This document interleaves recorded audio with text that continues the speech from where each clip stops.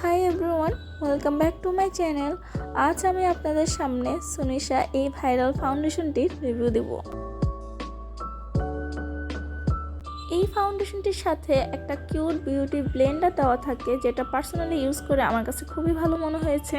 এটা ইজিলিভাবে ক্যারি করা যায় এবং এই ফাউন্ডেশনের মাঝে ছোট একটা মিরর দেওয়া থাকে। সুনিশা ফাউন্ডেশনটি যাদের স্কিন টোন ব্রাইট তাদের জন্য বেশি মানানসই, আর যারা শ্যামবর্ণ বা ডার্ক স্কিন টোনের তাদের জন্য এইটা আমার কাছে বেস্ট মনে হবে না, কারণ এটা অনেক বেশি হোয়াইট কাস্ট দেয়।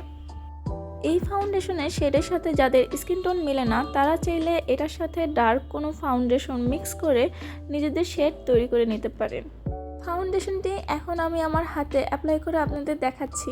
এটা খুবই ইজিলিভাবে ব্লেন্ড হয়ে যাচ্ছে আমার স্কিনের সাথে এবং স্কিনে একটা ফিনিশিং ফেয়ার লুক নিয়ে আসে।